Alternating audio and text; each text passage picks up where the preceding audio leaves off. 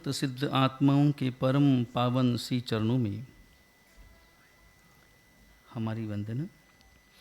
परम उपकारी लाखों परिवारों को वीतराग परमात्मा का मार्ग प्रदान करने वाले दादा गुरुदेव श्री जिनदत्त सूर्य आदि चारों ही दादा गुरुदेवों के श्री चरणों में हमारी वंदना। परम पूज्य गुरुदेव प्रज्ञा पुरुष आचार्य भगवंत श्रीमद् जनकांति सागर सूरीश्वर जी महाराज साहब के श्री चरणों में हमारी वंदना। पर्वादिराज पर्युषण महापर्व का महामंगलकारी आज दूसरे दिन का मंगल प्रभात। एक दिन हमारे हाथ से इस वर्ष के पर्युषण महापर्व का बीत गया। आज के सूर्योदय होने के साथ हमारे अंतर में यह भाव प्रभावित होना चाहिए, एक दिन मेरे हाथ से जो निकला वो 24 घंटे मेरे किन भावों में, किन परिणामों में, किन क्रियाओं में, किन विचारों में एक दिन मेरा बीता। क्या मैंने कल का दिन परमात्मा की आज्ञा के अनुसार जिया? तन से भी, मन से भी, वचन से भी, हृदय से भी, भावों से भी, विचारों से भी, क्रियाओं से भी। अगर मैंने परमात्मा की आज्ञा का पालन किया है तो अपने हृदय में धन्यवाद का अनुभव करना है। और अगर विकार मेरे अंतर में पैदा हुए हैं, परमात्मा की आज्ञा के विरुद्ध मेरा जीवन कल का दिन बीता है, हिंसा भरा आचरण हुआ है, क्रोध किया है, मान माया लोभ राग द्वेष किया है, पाप स्थानकों का सेवन किया है, तो मेरे अंतर में पश्चाताप का अनुभव होना चाहिए। और पश्चाताप का अनुभव करते हुए संकल्पबद्ध होना है कल के लिए, आज के लिए, आने वाले समय के लिए। संकल्प का भाव अपने अंतर में प्रकट करना है कि ये जो 7 दिन मेरे शेष बचे हैं पर्वादिराज पर्युषण महापर्व के, और इन 7 दिनों में महत्वपूर्ण संवत्सरी महापर्व का उस रोज सोने का कलश चढ़ेगा, उस रोज ध्वजा लहराएगी।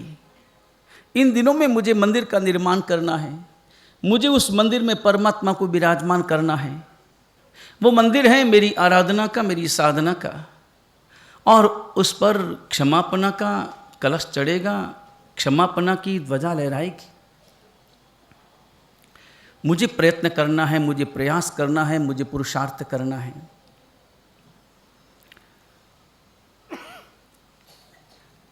पर्वादिराज पर्युषण महापर्व के ये अनूठे दिन, और मुझे चिंतन करना है कि मैं रुई जैसा हूं या मैं पत्थर जैसा हूं।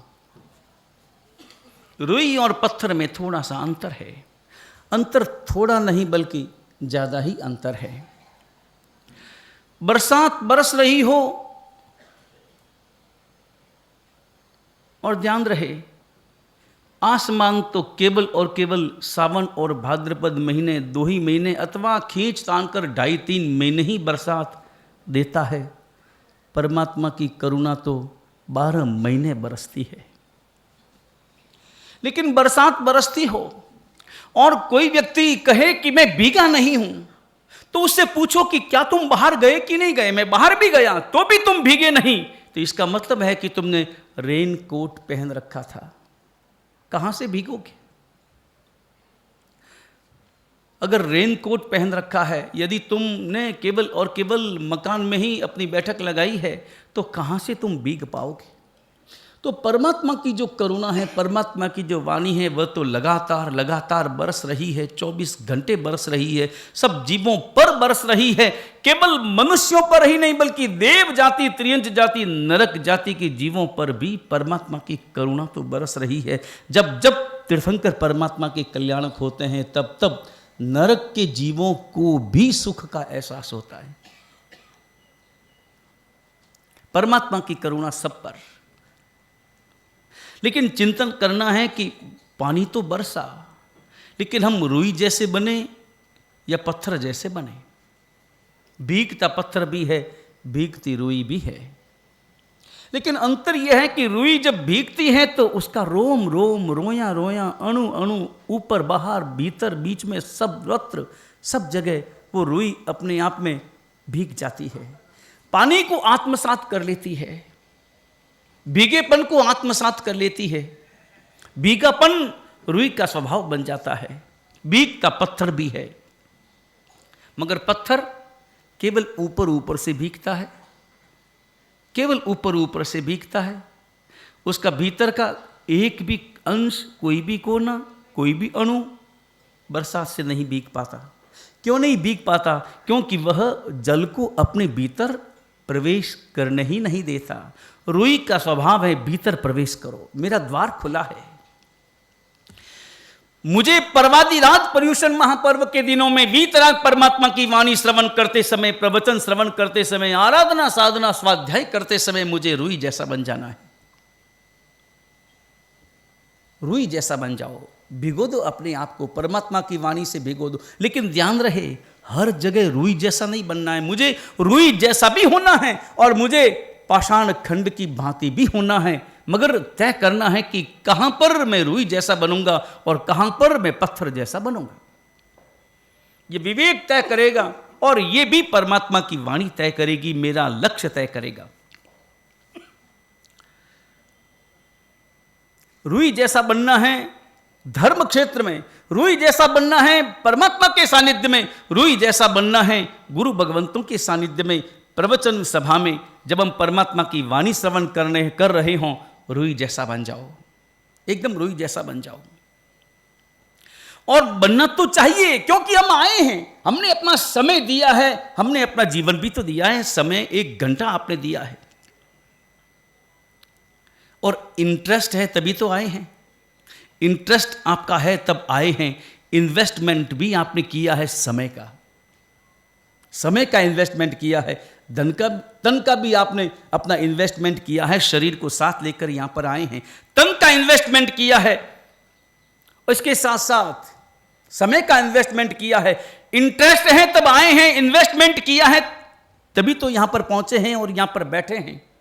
लेकिन इनके साथ साथ ये भी चिंतन करना है कि इन्वॉल्वमेंट मेरा हुआ या नहीं।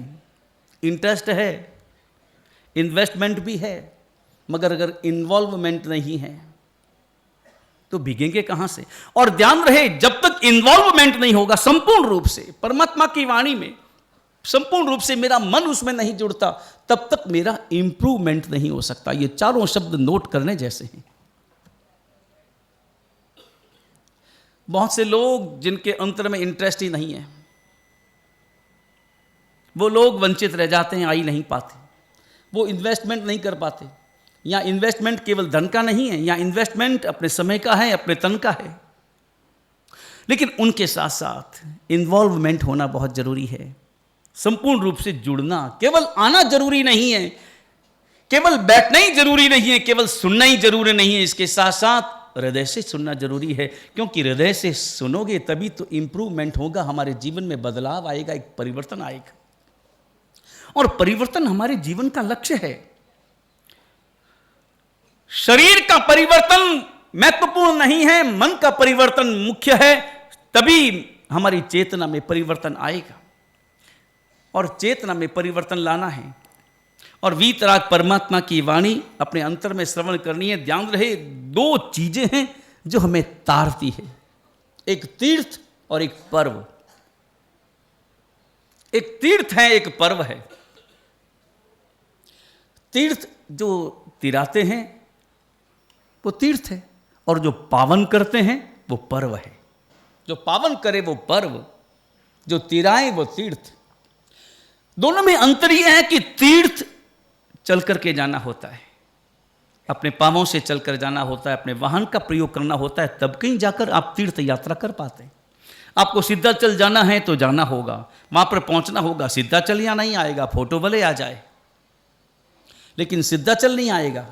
सिद्धाचल के लिए आपको जाना होगा, गिरनार की यात्रा करनी हो आपको वहां पर जाना होगा, शिखर जी की यात्रा करनी हो आपको वहां पर जाना होगा, तीर्थ वहां पर जाना होता है, मगर पर्व स्वयं चलकर आते हैं। पर्व के लिए, पर्व के आगमन के लिए आपको कुछ करना नहीं होता, पर्व चलकर हमारे पास में आते हैं। पर्वादिराज पर्युषण महापर्व हमारे जीवन में आए हैं। और ध्यान रहे, जो पर्व वीतराग परमात्मा के शासन में जितने भी पर्व है वो सब के सब उत्साह से मनाया जाता है, वो सब उत्सव है। मगर उत्सव का अर्थ होता है जिसे उत्साह से मनाया जाए वो उत्सव, और जिस उत्सव में उत्साह नहीं है तो समझना कि वो उत्सव हमारा नहीं है।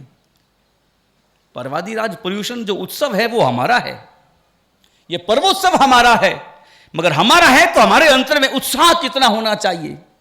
उत्साह, उत्साह का अर्थ होता है रस, हमारे अंतर का रस, कि सूर्योदय हुआ नहीं है उससे पहले मैं सामयिक लेकर के बैठ गया हूं। सुबह सुबह मैंने नवकार महामंत्र का जाप किया है, आराधना की है। आज मैंने तय किया है कि मैं आरंभ समारंभ के कार्य नहीं करूंगा, मैं खान पान में, रहन सहन में, बोलने चलने में, हर बात में मैं विवेक का प्रयोग करूंगा। ये पर्वादिराज पर्युषण महापर्व का संकल्प है, इन दोनों का संकल्प है। मैंने सामयिक की है, मैंने प्रतिक्रमण किया है, और मैंने औषध ग्रहण करने का भाव मेरे अंतर में पैदा हुआ है। और चूंकि मुझे औषध करना है तो आज मैं परमात्मा की केवल भाव पूजा करूंगा। आज द्रव्य पूजा मैं नहीं कर पाऊंगा, क्योंकि आज मुझे उससे भी अगला कदम मुझे औषध लेना है। और औषध लेकर मुझे 24 घंटे के लिए अथवा 12 घंटे के लिए, 4 प्रहर अथवा 8 प्रहर के लिए मुझे साधु बन जाना है। और साधु में जब बनूंगा, औषध में जब लूंगा तो 6 काय की रक्षा करूंगा। 6 काय की रक्षा करते हुए सावधान रहूंगा, अपनी हर प्रवृत्ति के लिए सावधान रहूंगा।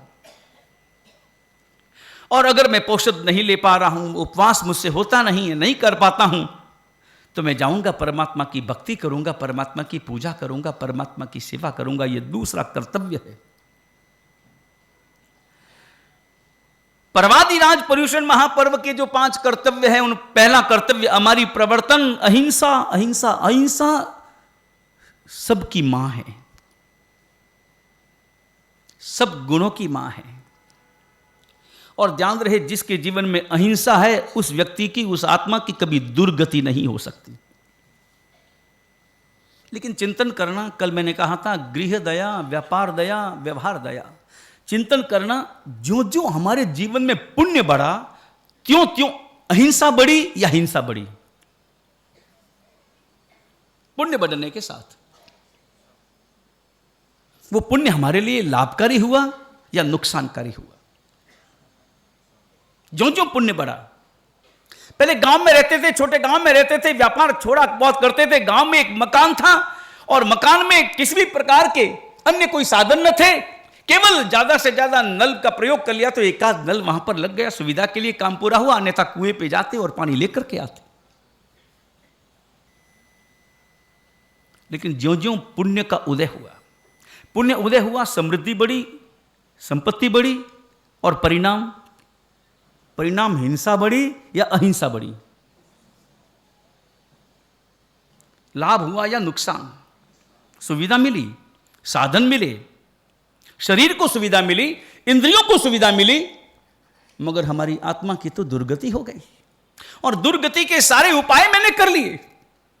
यहां ध्यान रहे, पुण्य की आलोचना नहीं है, यहां पुण्य के उदय में सावधान रहने की प्रेरणा है। पुण्य के उदय में मुझे सावधान रहना है। और ध्यान रहे, ज्यों ज्यों में पुण्य मेरा बढ़ता जाता है त्यों त्यों सावधानी भी आपकी बढ़ती जानी चाहिए।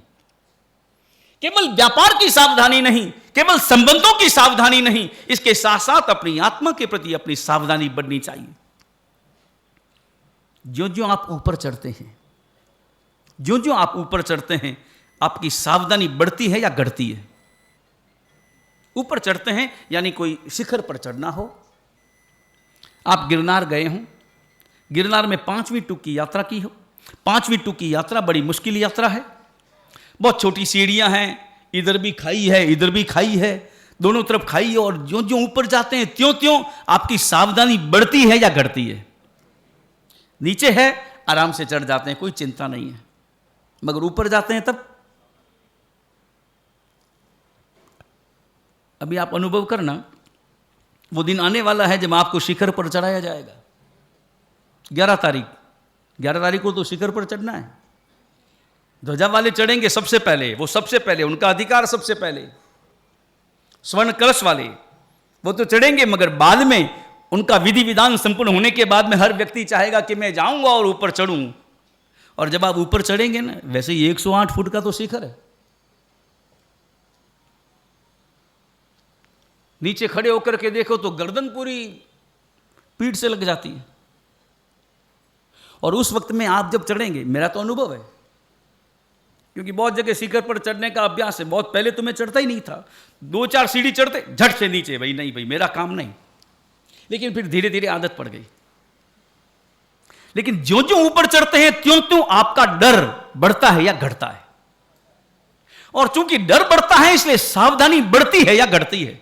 एकदम मजबूती से पकड़ के, थोड़ी सावधानी से, थोड़ा धीमे धीमे, नीचे से प्रारंभ की जो 20 सीढ़ियां हैं वो एकदम दौड़ते दौड़ते चढ़ जाते हैं। उसके बाद वाली 20 सीढ़ियां, उसमें थोड़ी सावधानी। फिर ज्यों ज्यों ऊपर चढ़ते जाते हैं सावधानी बढ़ती जाती है। ध्यान रहे, पुण्य का उदय हुआ, आपका बढ़ना प्रारंभ हुआ। ज्यों ज्यों आप बढ़ रहे हैं त्यों त्यों सावधानी की अपेक्षा है। और सावधानी जीवन में चाहिए। ये सब कुछ भी साथ में नहीं आना वाले, भले कितने भी आप आयोजन कर लो, कितने भी प्रयोजन कर लो, बंगले बना दो बढ़िया से बढ़िया, देख करके राजी भले हो जाओ, लेकिन अगली गति में कोई साथ आने वाले सवाल ही पैदा नहीं होता। और ध्यान रहे, संसार में 2 ही बातें हैं, एक याचना है, एक यातना है। संसार में केवल 2 ही काम है, याचना और यातना। और समझे ना, याचना का मतलब मांगना और यातना का मतलब पीड़ा, दर्द। 4 गतियों में, संसार की जो 4 गतियां हैं, उन 4 गतियों में 2 गतियों में याचना है और 2 गतियों में यातना है। 2 गतियों में याचना है, देव गति और मनुष्य गति, इन दोनों में याचना है। और याचना ही तो है, और है क्या चीज हमारे जीवन में भी, और क्या चीज है। आप संसार में केवल 3 ही काम है हमारे संसार में, केवल 3 काम। काम नंबर 1 भागा दौड़ी, भाग दौड़ करना। काम नंबर 1 भागा दौड़ी। काम नंबर 2 हाथा जोड़ी। काम कराने के लिए हाथ जोड़ो, पीछे पड़ो, ऐसा करो, भाई साहब, अरे ये काम तो करना पड़ेगा, ऐसा तो करना होगा। काम नंबर 1 भागा दौड़ी, काम नंबर 2 हाथा जोड़ी, और काम नंबर 3 जब काम नहीं हो तो माथा फोड़ी। और क्या, 3 ही काम है, जिंदगी पूरी होती। भागा दौड़ी, हाथा जोड़ी और माथा फोड़ी में हमारी जिंदगी पूरी हो जाती।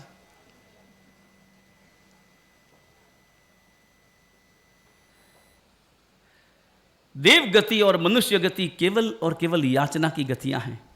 इसमें याचना है, मांगो, मुझे सुख चाहिए, मुझे, और केवल व्यक्ति से नहीं मांगना है, व्यक्ति से मांगना है, परिस्थितियों से मांगना है, पदार्थों से मांगना है, सबसे मांगना है। मुझे सुख चाहिए, तू ला, तू आएगा तो सुख मिलेगा, तू ऐसा करेगा तो सुख मिलेगा, ये पदार्थ मुझे मिलेगा तो सुख मिलेगा, ऐसी घटनाएं होगी, ऐसी स्थितियां होगी, ऐसी परिस्थितियां होगी तो मुझे सुख मिलेगा। याचना, याचना, याचना, याचना में जिंदगी पूरी होती। देव गति भी और मनुष्य गति भी, ये याचना की गतियां हैं। और नरक गति और तिरंज गति में यातना है। और अगर दोनों से बचना हो, नरक गति में यातना है, पीड़ा ही पीड़ा है, तिरंज गति में भी पीड़ा ही पीड़ा है। कोई किसी प्राणी का जबरदस्त कोई पुण्य का उदय हो तो बात ठीक है, अन्यथा डंडे ही पड़ते हैं। कुत्ता हो कि गाय हो कि बिल्ली हो कि कोई भी हो, बंदरों को देखा है, यहां तो कितने बंदर आते हैं और एक आदमी डंडा लिए खड़ा रहता है, क्या करे, हृदय में अपार दर्द है, मगर क्या कर सकते हैं।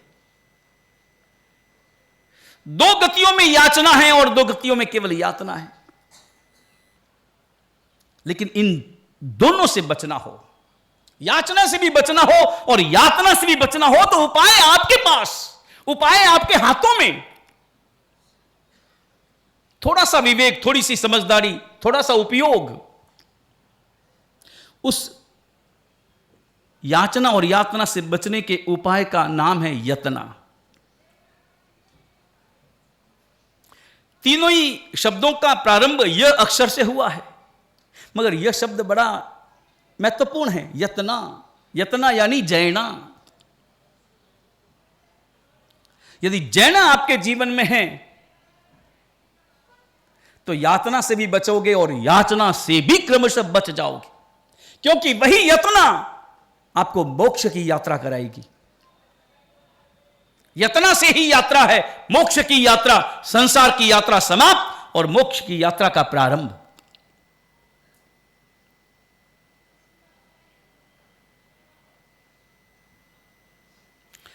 ज्यों ज्यों पुण्य बढ़ता है, त्यों त्यों हमारे जीवन में स्वाभाविक रूप से हिंसा बढ़ती जाती है, हिंसा बढ़ती जाती है हर काम में। फिर थोड़ा व्यक्तित्व बदल जाता है, और व्यक्तित्व बदल जाने के कारण से संसार में जो हो रहा उसकी देखा देख, वैसा हमारा व्यवहार बन जाता है।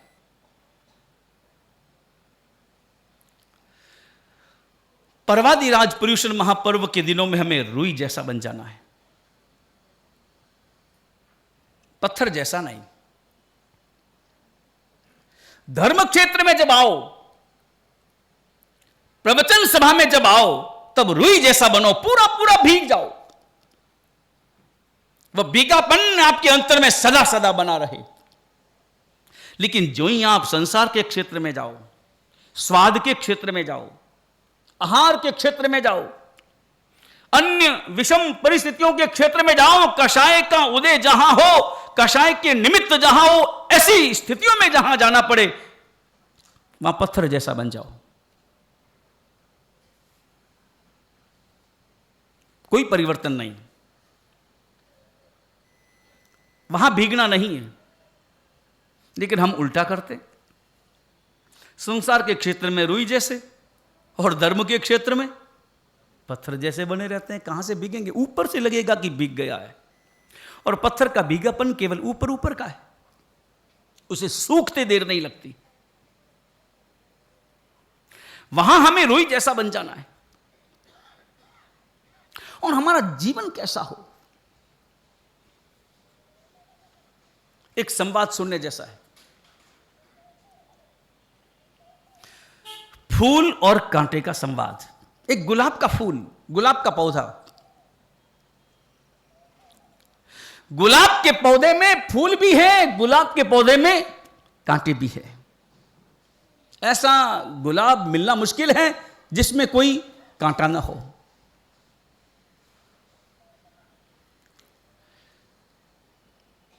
कांटे ने फूल से कहा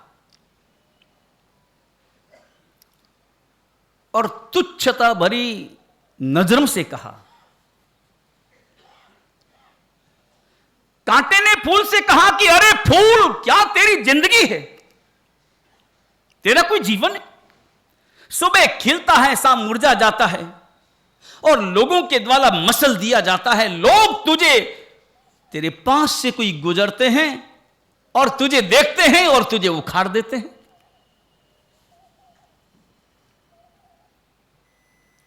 उखाड़कर कुछ पलों के लिए तेरा यूज करते हैं, केवल यूज करते हैं और कुछ भी नहीं। और यूज करके तुझे नीचे फेंक देते हैं, पांवों के नीचे, जूते के नीचे मसल देते हैं। क्या तेरी जिंदगी है? और एक मेरी जिंदगी देखो, मेरी जिंदगी देखो। कोई मेरे पास में नहीं आता जो मुझे जानता है, जो मुझे जानता है कोई मेरे पास नहीं आता। और अगर कोई नहीं जानता और आ जाए अथवा अनजाने में कभी कोई स्पर्श कर ले तो मैं ऐसा उसे डंक मारता हूं, वो चिल्लाता है और दोबारा कभी मेरे पास आने की हिम्मत नहीं करता।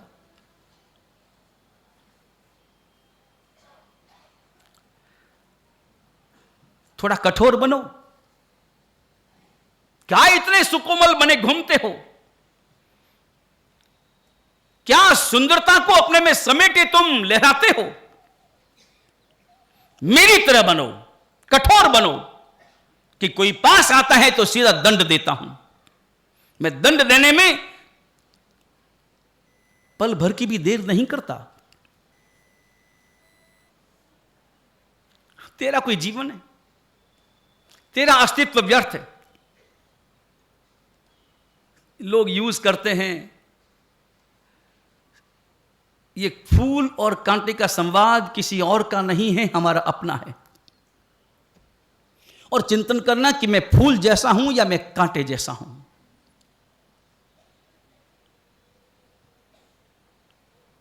फूल ने जवाब दिया और मुस्कुरा करके जवाब दिया। फूल ने कहा, मेरी तेरी बात का जरा भी बुरा नहीं मानता। तुम कुछ भी बोलो, मुझे कोई फर्क नहीं पड़ता। तुम मेरी प्रशंसा करो, निंदा करो, कुछ भी कहो, मुझे कोई फर्क नहीं पड़ता। लेकिन मैं तुम्हें केवल अपनी बात बताना चाहता हूं, और अपनी बात नहीं बल्कि मैं अपना वैभव तुझे बताना चाहता हूं, अपनी समृद्धि तुम्हें बताना चाहता हूं। और समृद्धि बताने में मेरे अंतर में कोई अहंकार का अनुभव नहीं है। मैं अहंकार का प्रदर्शन नहीं कर रहा,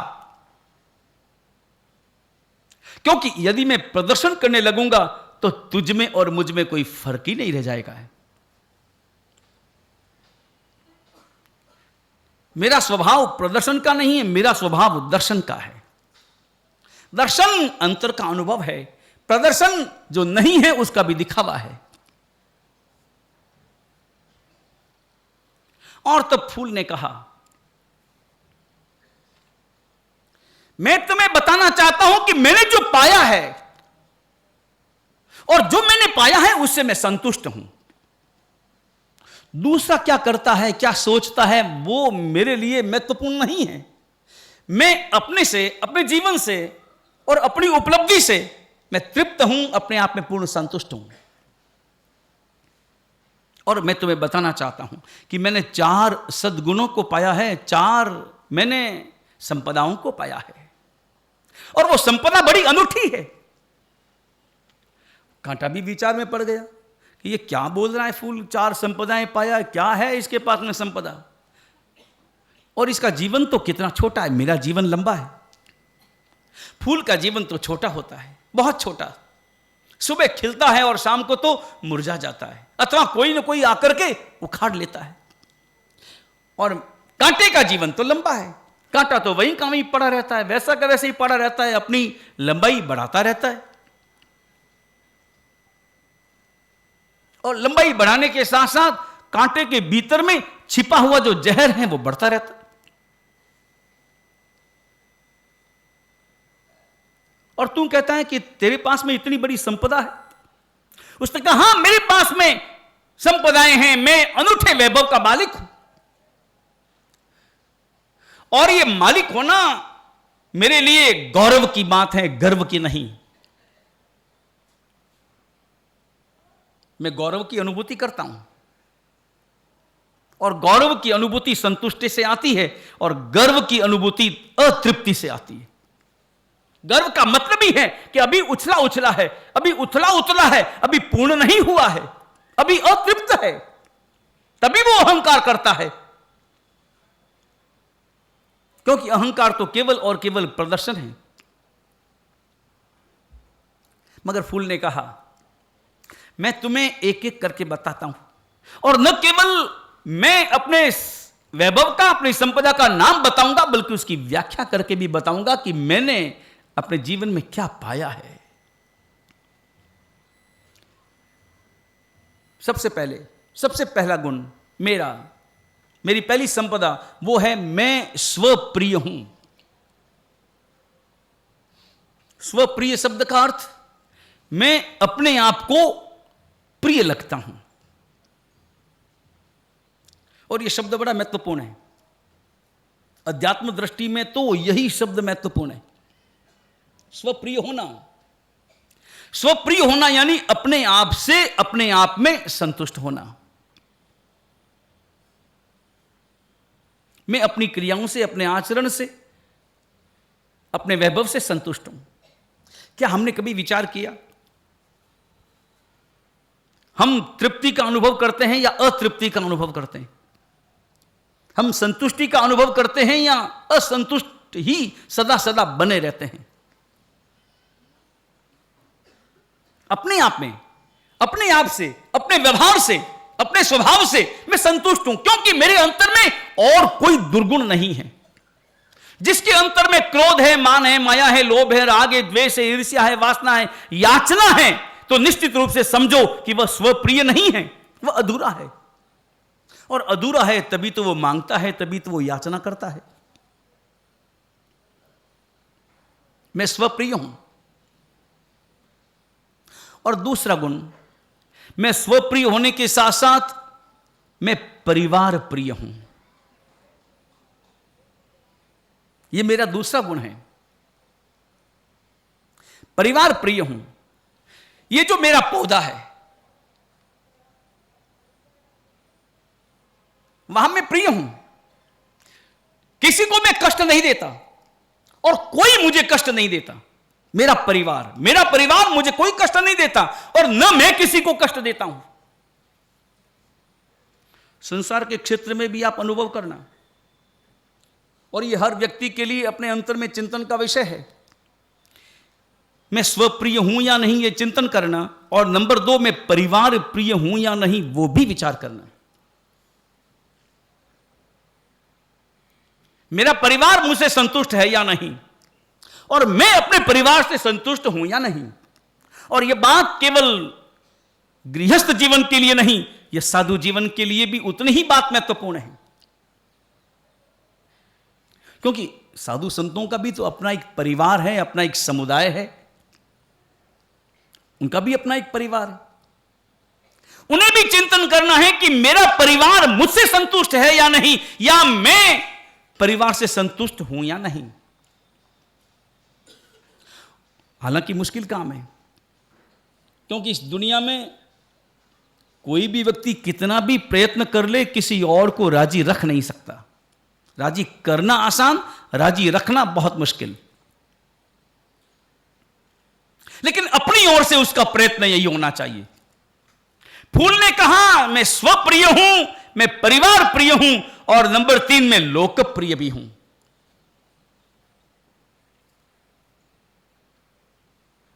कोई भी आता है कांटे को देखता है या फूल को देखता है? किसे देखता है? और किसे देख करके आता है। और संसार में भी घर में भी आप अनुभव करना, जो क्रोध करता है उससे प्रेम किया जाता है, या जो मुस्कुराता है उससे व्यक्ति प्रेम करता है। वार्तालाप करने का मन किससे होता है? जो गुस्सा करे उससे, या जो मुस्कुरा करके बात करे उससे। परिवार में भी और समाज में भी आप अनुभव करते हैं ना, कभी कभी कुछ लोग ऐसे होते हैं ना जो अत्यंत क्रोधी स्वभाव वाले होते हैं, बड़े जिद्दी स्वभाव वाले होते हैं, या इसी प्रकार की टेढ़ी मेढ़ी बातें करने वाले होते हैं, व्यर्थ में तर्क वाली बातें करने होते हैं। तो लोग क्या कहते हैं, भाई उस आदमी से तो दूर रहने में ही भला। ऐसा होता है कि नहीं? उसे दूर रहने में ही लाभ। लेकिन वार्तालाप किससे करते हैं? जिसे देखकर हमारे अंतर में प्रसन्नता का अनुभव हो। लोकप्रिय। फूल ने कहा मैं लोकप्रिय हूं, कांटा मुरझा गया। कांटे ने कहा कि तुम्हारे इन गुणों को सुनकर, इस वैभव को सुनकर मैं हैरान और परेशान हूं। मैं तो अपने हृदय में इतना अहंकार करता था कि कोई मेरे पास में आकर के तो देख ले, कोई मेरे पास में आता नहीं, कोई आकर के तो देखे, मैं उसे ऐसा करूंगा वैसा करूंगा, कोई मुझे उखाड़ करके तो देखे। फूल ने कहा मैं स्वप्रिय हूं, मैं परिवार प्रिय हूं, और मैं लोकप्रिय हूं। और चौथा गुण मेरा सबसे उत्तम, मैं प्रभु प्रिय हूं। परमात्मा के चरणों में फूल चढ़ता है कि कांटे? कोई भी व्यक्ति, हालांकि उसी पौधे पर फूल भी लगा है, उसी पौधे पर कांटे का भी जन्म हुआ है, दोनों की जन्मभूमि एक, जन्मस्थली एक, मगर कोई भी व्यक्ति कांटा कभी भी परमात्मा के चरणों में कोई भी नहीं चढ़ाता। फूल परमात्मा के चरणों में चढ़ता है, परमात्मा का स्पर्श करता है। फूल ने कहा मैं प्रभु प्रिय हूं, मैं परमात्मा का स्पर्श पा करके मैं अपने आप में परम धन्यता का अनुभव करता हूं। आप चिंतन करना, परिवार प्रिय नहीं होंगे चलेगा, लोक प्रिय नहीं होंगे चलेगा, मगर दो प्रिय तो होने ही चाहिए हर व्यक्ति को। मैं स्वप्रिय बनूं और मैं प्रभु प्रिय बनूं। मैं परमात्मा से प्रेम करूं और मैं परमात्मा से प्रेम करूं, परमात्मा मुझसे प्रेम करे। परमात्मा का प्रेम तो सर्वत्र है, मुझे परमात्मा से प्रेम करना है।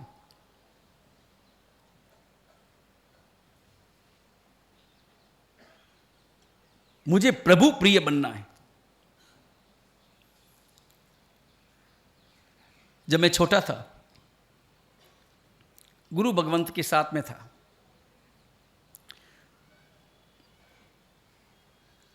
दीक्षा हुई, समझ लो महीने, 2 महीने, 3 महीने बीते, और तब मेरे मन में केवल और केवल एक ही भाव था, एक ही भाव, गुरु महाराज कोई पूर्व जन्म का प्रेम समझो। पहली बार मैंने नाकोड़ा जी में दर्शन किए, उसके पहले मैंने कभी दर्शन नहीं किए गुरु महाराज के। साधु संतों के दर्शन किए, गुरु महाराज के नहीं किए। साधु संत तो मिले, गांव में चातुर्मास भी होते हैं, साध्वी जी भगवंतों के भी और साधु महाराजों के भी। साधु महाराजों में तपागच्छ के महाराज का चातुर्मास हुआ, जाना आना होता, सीखना पढ़ना होता, सामयिक प्रतिक्रमण होता, लेकिन वो आकर्षण नहीं, वो प्रेम नहीं। लेकिन गुरु महाराज के पास में पहुंचे और एक अनजाना आकर्षण, एक खिंचाव, और गुरु महाराज की जो मुझ सबसे ज्यादा गुरु महाराज के जिस अंग से मुझे प्रेम था, यूं तो जब गुरु महाराज से प्रेम हो तो ऐसा थोड़ी कहा जाता है कि मुझे गुरु महाराज की अंगुलियों से प्रेम है, कि मुझे गुरु महाराज के हाथों से प्रेम है, कि मुझे गुरु महाराज के पांवों से प्रेम है। लेकिन एक अंग बड़ा अनूठा था, बड़ा अद्भुत था, और वो थी गुरु महाराज की आंखें। गुरु महाराज की आंखें, आज भी मैं चित्र देखता हूं और गुरु महाराज की आंखें मुझे याद आती हैं। आंखों में जो प्रेम बरसता था, और मेरे मन में संकल्प था, बस गुरु महाराज की मुस्कुराहट और आंखों से निकलने वाला प्रेम बस मुझ पर ऐसे ही बना रहे। मैं सावधान भी रहता था, मगर नादान था ना, गलतियां तो होती थी।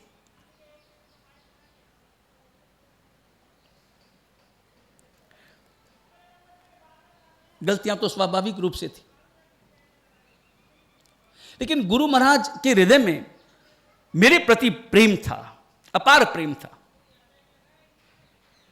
और उस प्रेम को नाम दिया जाना चाहिए आदर। और ध्यान रहे, कभी भी अपने जीवन में भी ऐसा कोई आपको व्यक्ति मिले, ऐसा कोई व्यक्ति आपके जीवन में हो, कोई साधु हो, कोई साध्वी जी भगवंत हो, कोई श्रावक हो, कोई श्राविका हो, कोई वरिष्ठ व्यक्ति हो, कोई घर का सदस्य हो,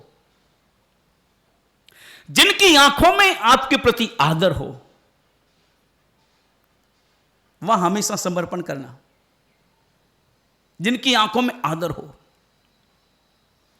और ये 4-5 जो भाव है वो समझने जैसे हैं। आदर का भाव, आनंद का भाव, अभिनंदन का भाव, आक्रोश का भाव,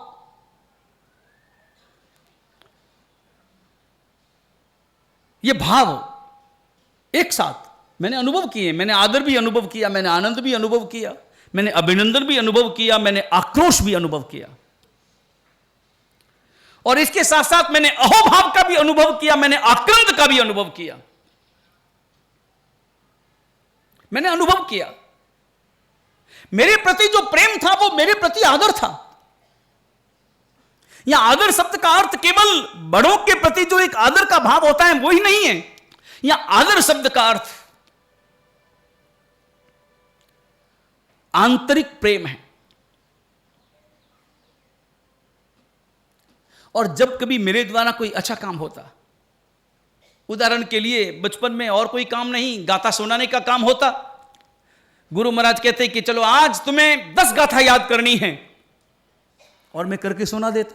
आज तुम्हें 15 गाथा याद करनी है, और मैं करके सुना देता।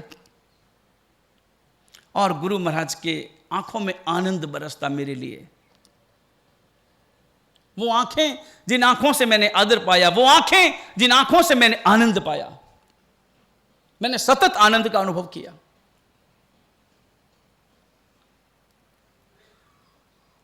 और आज भी वो 12.5 वर्षों का समय मेरे जीवन का सबसे ज्यादा गोल्डन पीरियड। ये गोल्डन पीरियड नहीं है जिसमें नाम भले हो, जिसमें यश भले हो, जिसमें पद वगैरह कुछ भी हो, मगर उस समय की होड़ ये आज का समय नहीं कर सकता। वो 12.5 वर्षों में जो मैंने पाया,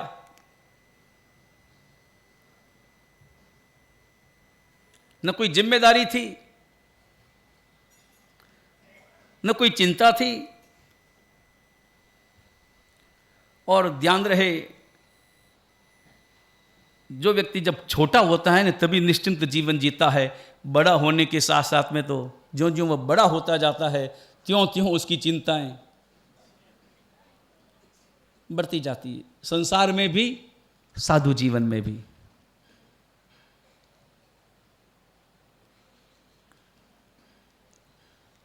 गलती करके भी आ जाता तो भी मुस्कुराता था, क्योंकि संभालना तो गुरु महाराज को है, मुझे थोड़ी। कर ली, आगे क्या करना है गुरु महाराज जाने, मुझे क्या मतलब। मैंने गुरु महाराज की आंखों में आदर देखा, आनंद देखा और अभिनंदन भी देखा। आनंद जो अभिव्यक्त नहीं होता शब्दों के माध्यम से, जो आंखों से अभिव्यक्त होता है, और अभिनंदन जो शब्दों से भी अभिव्यक्त होता है।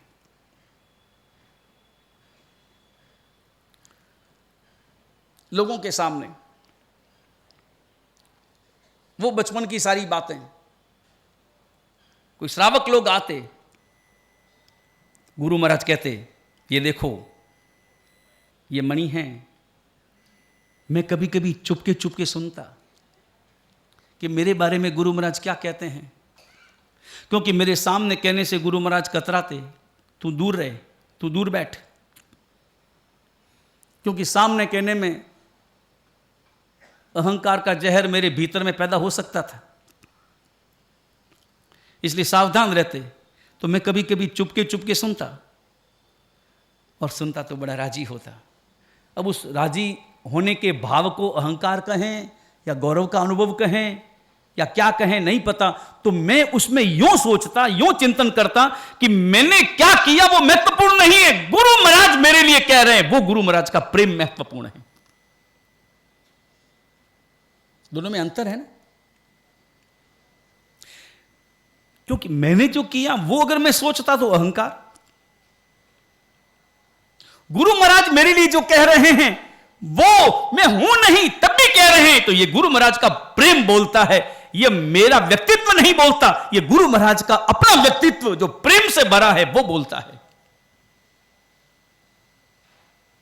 वो अभिनंदन भी मैंने महसूस किया, वो आदर, वो आनंद, वो अभिनंदन और वो आक्रोश भी। और ये दोनों जीवन में जरूरी है, अभिनंदन भी जरूरी है और आक्रोश भी जरूरी है। केवल अभिनंदन व्यक्ति को स्वच्छंद बना देगा और केवल आक्रोश व्यक्ति को मुरझा देगा। तो पौधा है, एक बालक, एक बच्चा, एक शिष्य पौधा होता है। पौधे की सुरक्षा करना है तो सुरक्षा भी चाहिए और उसकी अभिवृद्धि के लिए योग्य मार्गदर्शन भी चाहिए, दोनों बातें जरूरी है। तो पौधे के चारों ओर बाढ़ इस ढंग से भी मत लगाओ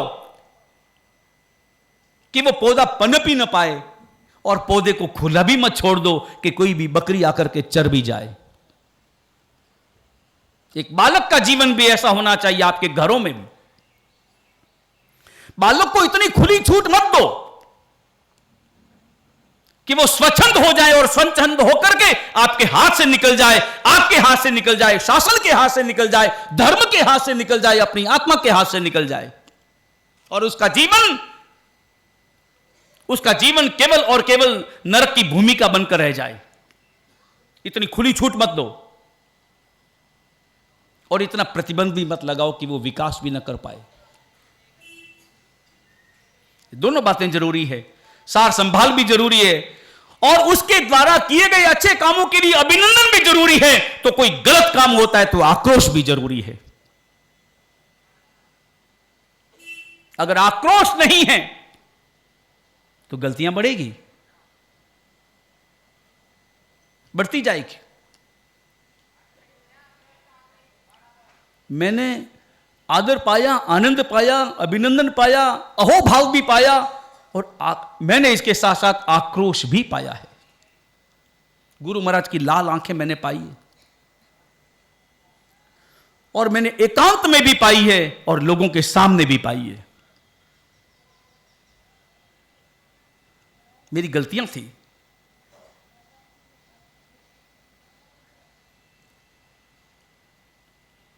बचपन की आपको मैं अपनी गलती बताऊं।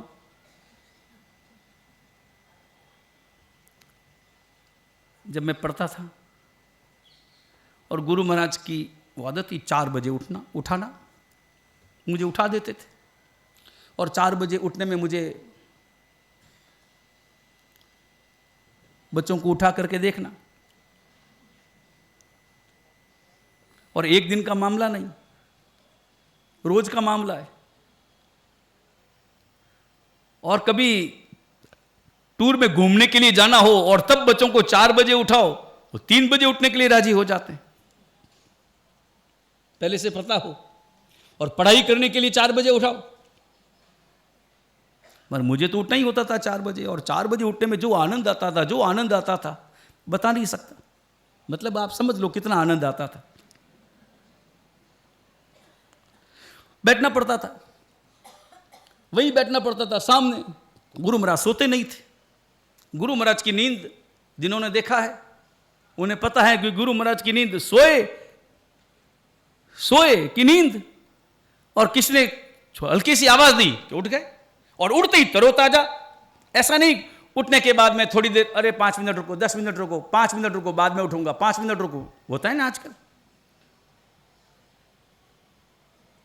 हाँ,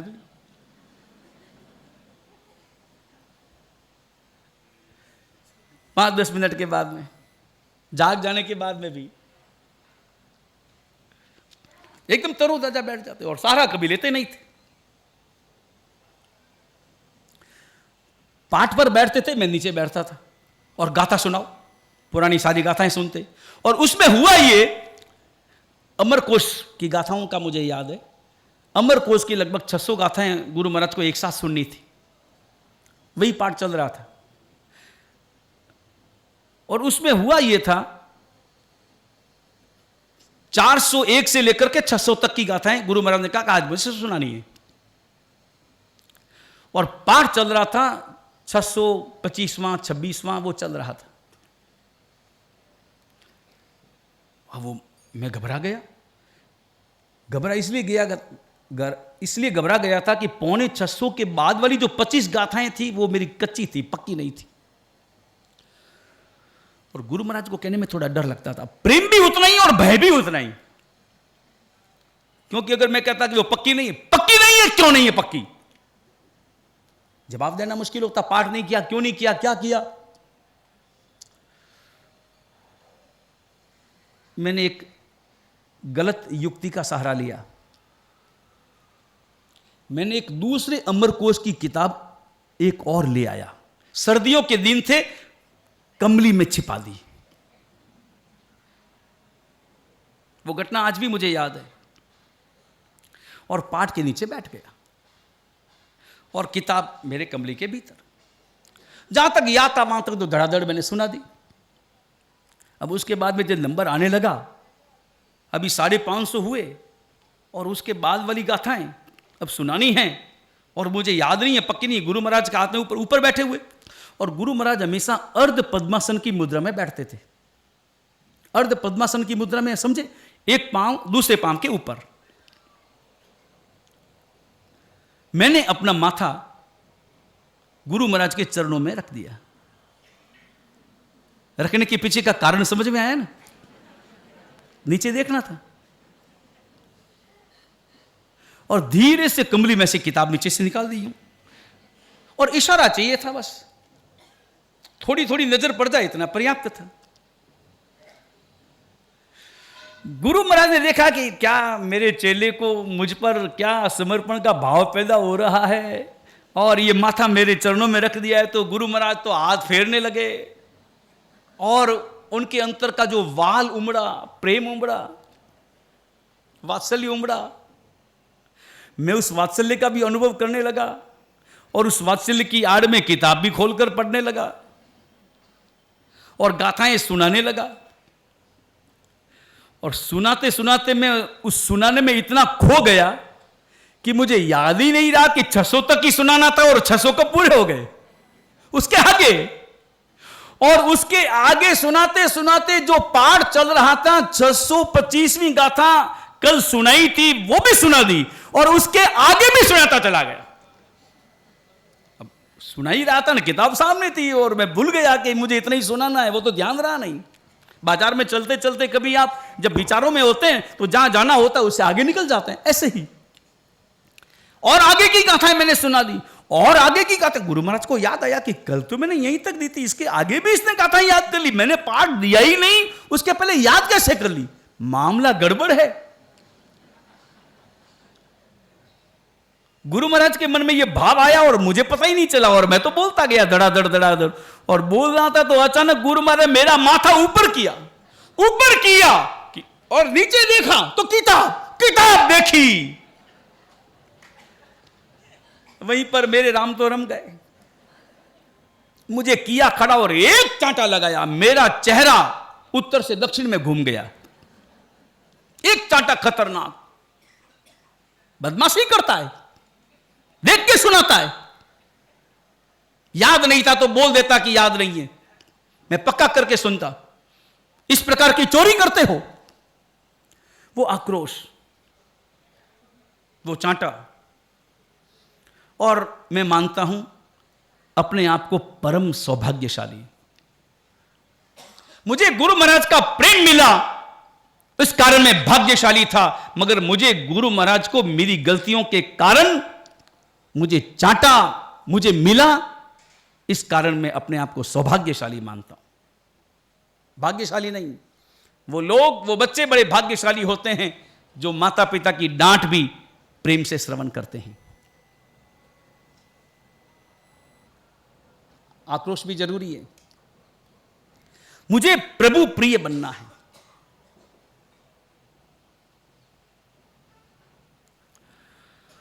और प्रभु प्रिय बनने के लिए अपने आप को समर्पित करना होता है, पुष्प जैसा बनना होता है। परमात्मा के चरणों में अपने आप को चढ़ना है। ये जो परवादिराज पर्युषण महापर्व के जो कर्तव्य हैं, उन 5 कर्तव्यों में पहला कर्तव्य हमारी प्रवर्तन और दूसरा कर्तव्य परमात्मा भक्ति है। जिसे चैत्य परिपाटी कहें, परमात्मा के दर्शन। इस संसार में वर्तमान में केवल और केवल परमात्मा तत्व ही ऐसे तत्व हैं जो मेरे पुण्य की अभिवृद्धि करने में परम सक्षम है। अहमदाबाद के एक श्रावक जिन्होंने मंदिर बनाया, जिन्होंने संघ निकाला, और उस संघ में आज से 30-40 वर्ष पहले की बात, संघ में 2.5 से 3 करोड़ रुपए का खर्चा किया और योग ऐसा बना कि उसके 4 महीने के बाद में उनकी स्थिति डाउन हो गई। और डाउन हुई तो इतनी खतरनाक डाउन हुई, खाने पीने के मामले में भी समस्याएं उनके सामने आ गई। परिवार वालों से कहा कि अपना अभी वर्तमान का वो समय नहीं रहा। हालांकि हृदय में आनंद था कि कम से कम समय रहते मैंने संघ निकाल दिया। पैसा तो जाना ही था, जब पैसे के जाने का योग होता है तो जाता ही है, मगर मैंने एक अच्छा काम किया। हृदय में आनंद का अनुभव था। मन में यह भाव नहीं आया कि देखो मैंने तो संग निकाला और परिणाम ये देखो। कभी कभी लोगों के हृदय में उल्टी बात आती है, मैंने मंदिर बनाया और काम ऐसा हुआ। जो होना था वो तो होना ही था, जो काम किया वो निश्चित रूप से उस पुण्य के कारण से ही आज तुम बचे हो। और उस श्रावक ने संकल्प किया कि मैं और कुछ कर नहीं सकता, अब मैं दान दे नहीं सकता हूं, जो स्थितियां हैं, लेकिन मैं एक काम करूंगा रोजाना। यह सच्ची घटना है। मैं रोजाना प्रतिदिन 20 से 25 मंदिरों के दर्शन नंगे पांव पैदल जाके करूंगा। संकल्प किया, परमात्मा की भक्ति करूंगा। मैं और कुछ नहीं कर सकता, परमात्मा की भक्ति जबरदस्त करूंगा। वो रोजाना सुबह सुबह जाता, 25 मंदिरों के दर्शन करता, घूम करके लगभग 4-5 किलोमीटर, 7-8 किलोमीटर चलना होता। भले 10 बज जाए, 11 बज जाए, और जब तक मैं परमात्मा की भक्ति 25 मंदिरों की पूरी नहीं कर लेता, तब तक मैं मुंह में पानी की एक बूंद भी नहीं डालूंगा। यह उसका संकल्प। अभाव में, चिंताओं के वातावरण में, चिंता भरे वातावरण में इस प्रकार का संकल्प कर पाना और दृढ़ रह पाना और प्रतिदिन के लिए संकल्प कर पाना सामान्य बात नहीं है।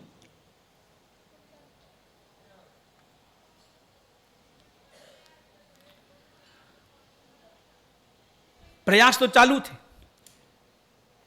मगर उसने कहा कि भगवान संपत्ति आए ना आए, जब आनी होगी आ जाएगी। प्रयास चालू है, प्रयत्न तो हर व्यक्ति करता ही है। आए न आए चलेगा, मगर मेरा यह संकल्प टूटना नहीं चाहिए। और 4 वर्ष बीते, पहले से भी ज्यादा संपत्ति, तब भी उसने 25 मंदिरों के पैदल जाकर दर्शन करना नहीं छोड़ा। और आपको पता है वो श्रावक कौन है? आपने कभी सुना हो कि पूरे भारत में हर वर्ष अपनी ओर से फ्री ध्वजा जो बेचते हैं श्रावक, अहमदाबाद की वही श्रावक की घटना है। हर साल बेचते हैं, हर जगह लगभग 1 करोड़ रुपए की ध्वजा हर साल अपनी ओर से हर मंदिर में वहां से भिजवाते हैं। और वो आपको लिखना नहीं पड़ता, कहना नहीं पड़ता। अगर जयपुर में भी आती हो, कहना नहीं पड़ता, लिखना नहीं पड़ता। आपने एक बार उनको नोट करवा दिया कि इस तारीख को मेरी ध्वजा है, ये साइज है, अपने आप 10-15 दिन पहले आपके यहां पर ध्वजा का पार्सल पहुंच जाता है। क्या व्यवस्थाएं हैं! ये परमात्मा भक्ति का अनूठा उदाहरण है। लेकिन उसके लिए संकल्प चाहिए, हृदय में वो श्रद्धा चाहिए।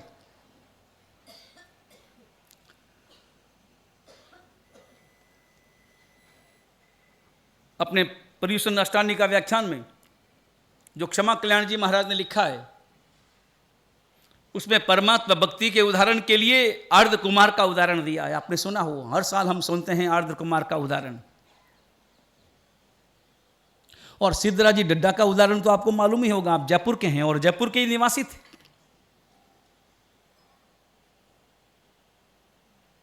एक त्रियंच के भाव में परमात्मा की देखा देख की गई पूजा। संसार में, मैंने कल ही कहा था कि संसार में देखा देखी काम मत करो, मगर धर्म के क्षेत्र में देखा देखी काम करो। आराधना के क्षेत्र में वो सामायिक कर रहा है तो मैं भी सामायिक करूंगा, वो पोषित कर रहा है तो मैं भी पोषित करूंगा, वो प्रतिक्रमण कर रहा है तो मैं भी करूंगा। यह भाव आपके अंतर में होना चाहिए।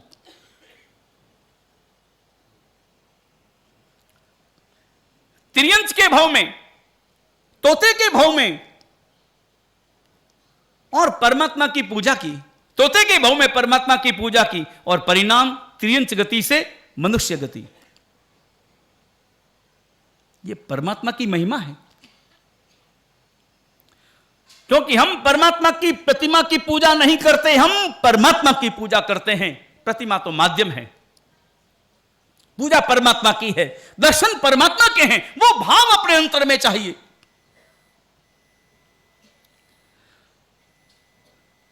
वो आर्द्र कुमार का उदाहरण समझने जैसा है।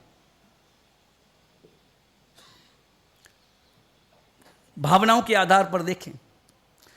अभय कुमार ने भेजा आर्द्र कुमार को। आर्द्र कुमार उस देश में जन्मा,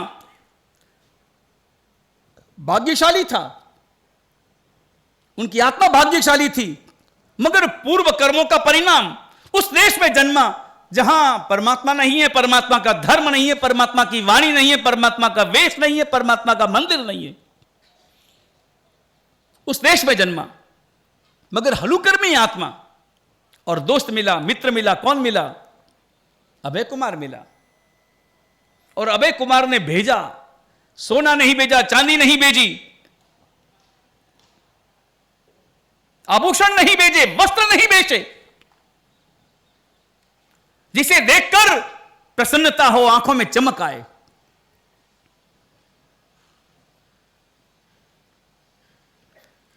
यहां पर प्रभावना होती हो, प्रभावना में आप हकीकत में अनुभव करना कि 10 रुपए की प्रभावना को पाकर के ज्यादा आनंद आता है या 50 रुपए का चरवला पाकर के आपको ज्यादा आनंद आता है।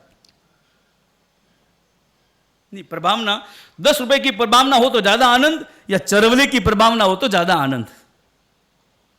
आनंद किसमें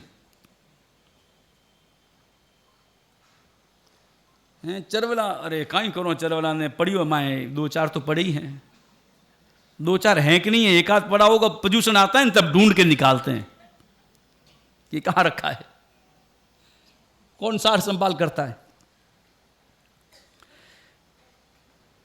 चरवले की प्रभावना हो ना, चरवला तो भी मेरे घर में पड़ा है, और ऑप्शन दिया जाए ना, आपको चरवला लेना है या 10 रुपए लेना है, क्या लेंगे?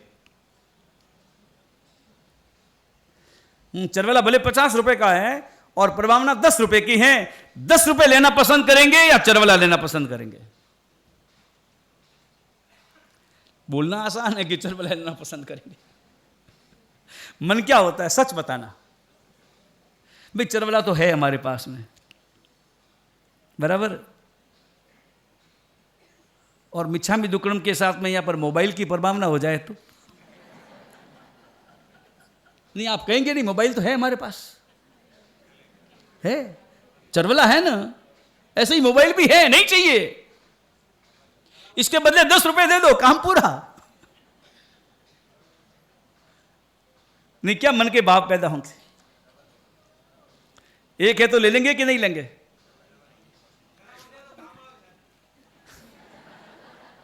चरवला काम नहीं आएगा, प्रभावना भी देनी हो। अब अभय कुमार की बात तो सुनो, परिणाम तो देखो। अगर वो आभूषण बेचता, हो सकता है कि आर्द्र कुमार राजी भी होता, परिवार वाले भी राजी होते, पहन करके रख देते अंदर, और क्या करते। परिणति, भाव परिणति वो कैसे बदले, अभय कुमार ने वो विचार किया है। और अभय कुमार सम्यक्ति आत्मा, चरम शरीरी आत्मा, उसी भव में मोक्ष जाने वाला वो अभय कुमार, उस अभय कुमार ने यह विचार किया, क्योंकि उसके अपने परिणाम कैसे थे, उसके खुद के परिणाम कितने उत्तम थे, कितने उत्तम रहे होंगे उसके परिणाम। वो परमात्मा का परम भक्त, परम बुद्धिमान मगर परम भक्त। उसने सोचा कि जो व्यक्ति मुझसे मैत्री करना चाहता है तो मेरे पास में जो अनूठा है वही मुझे अर्पण करना है। बाकी चीजें अनूठी नहीं है, सोना चांदी ये सब तो भरे पड़े हैं, यहां भी वहां भी। यहां मेरी तिजोरी की शोभा है, वहां भेजूंगा तो उसकी तिजोरी की शोभा बन जाएंगे, बस इससे ज्यादा कुछ भी नहीं। और अभय कुमार ने भेजा क्या? वीतराग परमात्मा की प्रतिमा भेजी, परमात्मा की प्रतिमा भेजी।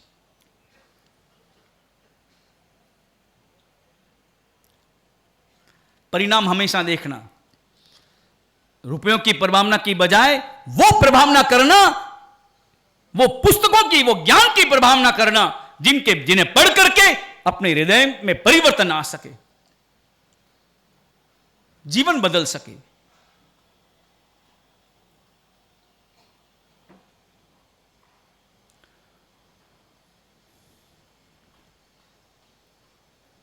भेजी परमात्मा की प्रतिमा, और वो पंच धातु की प्रतिमा, वो छोटी सी प्रतिमा, वो सजी हुई प्रतिमा, वो अष्ट प्रकारी पूजन की सामग्री के साथ वाली वो प्रतिमा,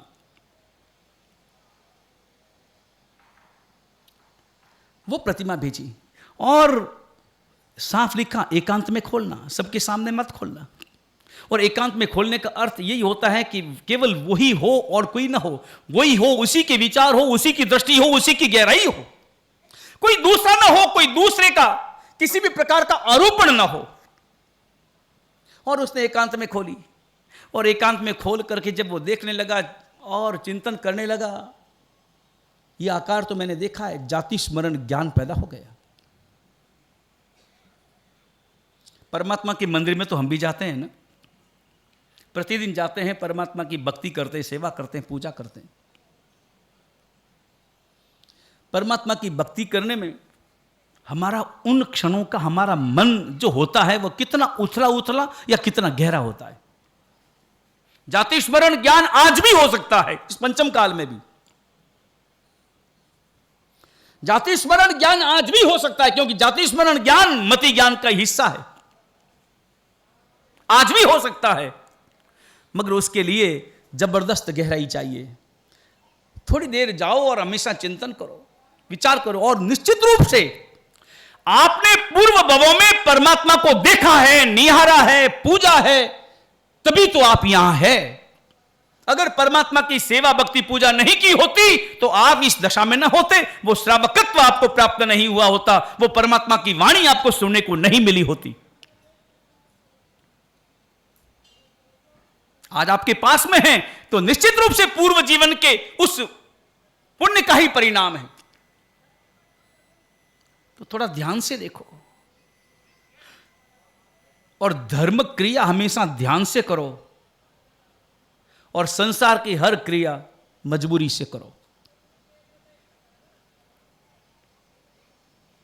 संसार की हर क्रिया मजबूरी से करो, और धर्म कार्य करते करते कभी भी संसार का अनुभव मत करो, संसार के विचार मत करो, मगर संसार के हर कार्य करते करते धर्म का हमेशा विचार करो। और एक बात, आप जैसे मान लो दुकान में बैठे, दुकान में ग्राहक आते, एक ग्राहक आया, आप बिजी हैं, फ्री नहीं हैं, ग्राहक के साथ वार्तालाप में आप बिजी हैं, उसको सामान दिखाने में, सामान देने में, सामान तोलने में, सामान का पैसा लेने में, वगैरह वगैरह सब में उसमें बिजी हैं। लेकिन एक ग्राहक जाने के बाद में जब दूसरा ग्राहक आता है, उस बीच का जो समय है, आप दुकान में बैठे हैं, कहीं बाहर गए नहीं है, घर गए नहीं है, घर जाते भी नहीं है, दुकान में बैठे हैं, एक ग्राहक गया और दूसरा ग्राहक आया, तो बीच में थोड़ा तो अंतराल रहता है ना, कभी कभी ऐसा तो नहीं कि लगातार भीड़ ही रहती, अंतराल रहता। उस अंतराल के समय में आप क्या करते हैं वो महत्वपूर्ण है। वो खाली समय,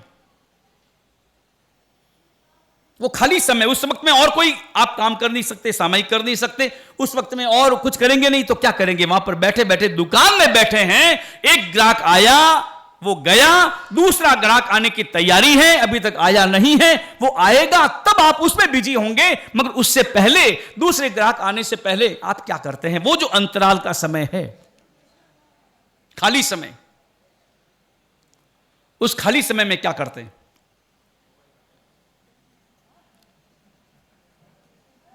मोबाइल। और मोबाइल में आप आवश्यक या अनावश्यक,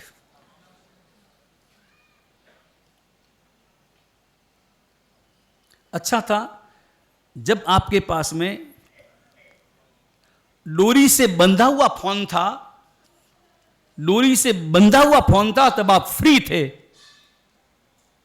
लेकिन जब से डोरी से मुक्त फोन आया है, आप बंध गए हैं।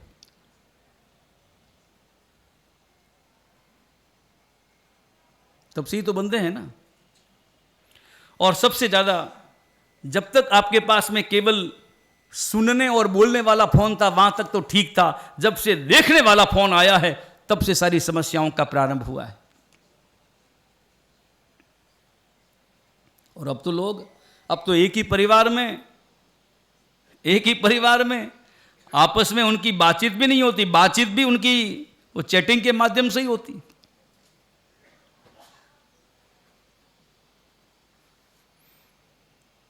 पति पत्नी दोनों बैठे।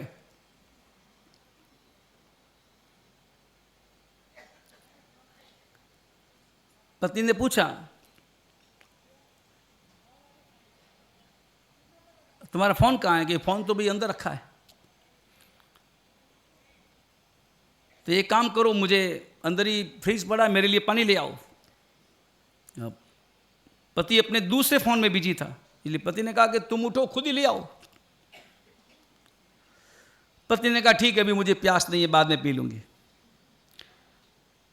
और इतने में अचानक भीतर फ्रिज के ऊपर पड़ा हुआ पति का फोन, घंटी बजी। घंटी बजी तो तुरंत गया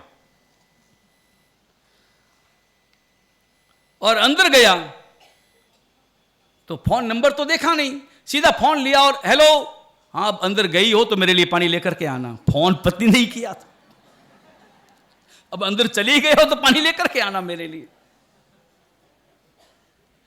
लोग क्या उस्तादी करते हैं,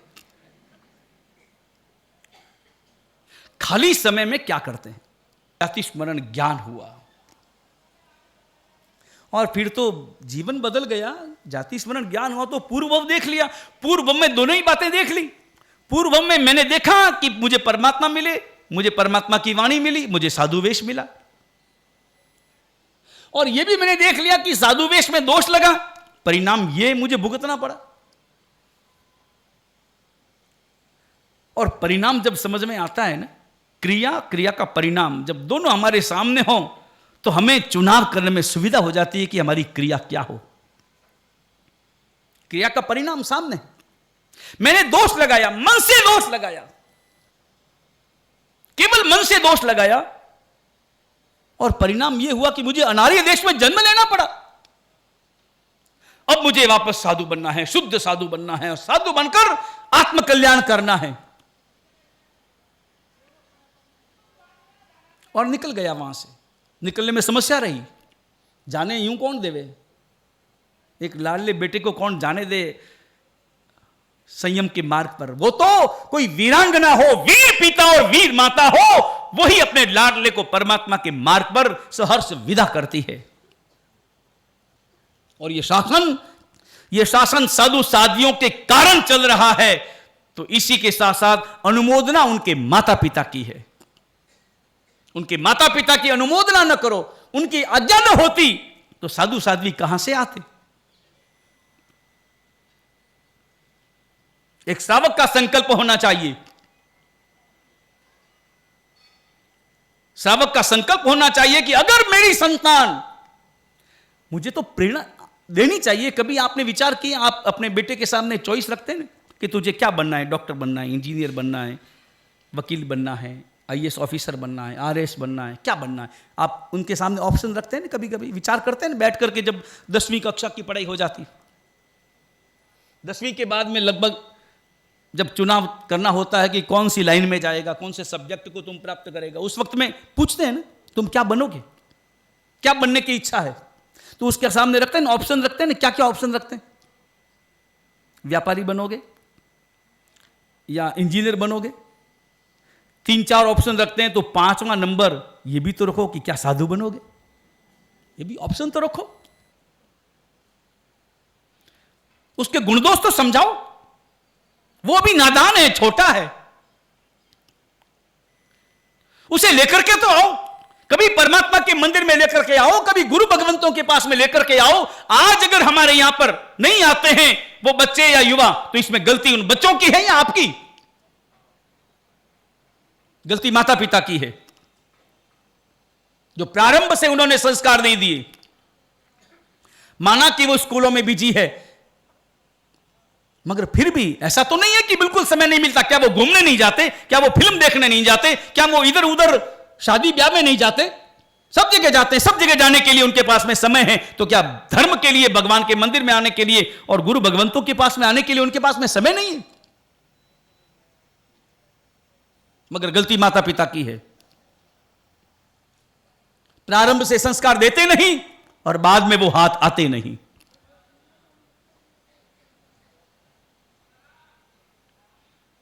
प्रारंभ से संस्कार दो। और सच तो यह है कि प्रारंभ से ही वो मदालसा को याद करो।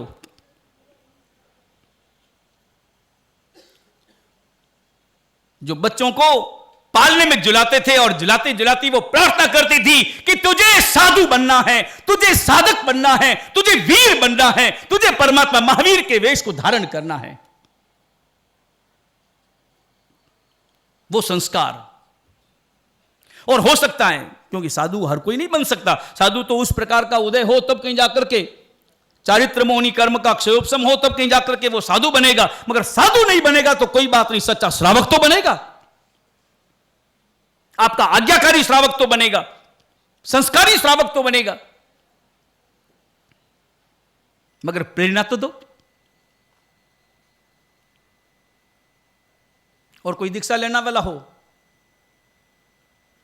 दीक्षा लेने वाला हो तो आप समझाते हैं ना, अरे अड़ोसी पड़ोसी जिनका कोई लेना देना नहीं है, कोई लेना देना नहीं है, आप गांवों में भी देखना, यहां पर भी सब जगह अड़ोसी पड़ोसी, उनको चिंता हो जाती है, अरे अरे अरे ये लड़का दीक्षा लेता, छोटा सा रहता, ऐसा है वैसा है, अभी दीक्षा ले रहा है। जैसे दीक्षा लेना कोई गलत रास्ता है। दीक्षा लेने जैसा सच्चा रास्ता और अच्छा रास्ता दूसरा नहीं है।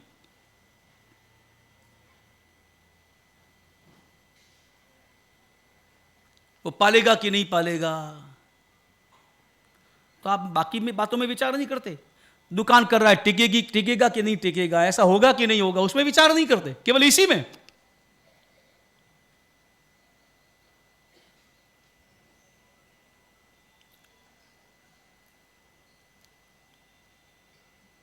कोई दूसरा लड़का भी दीक्षा ले रहा हो ना, या घर में भी कोई दीक्षा ले रहा हो तो उसको बताते हैं, बेटा दीक्षा लेगा तो इतना इतना कष्ट होगा, ऐसा बताते हैं।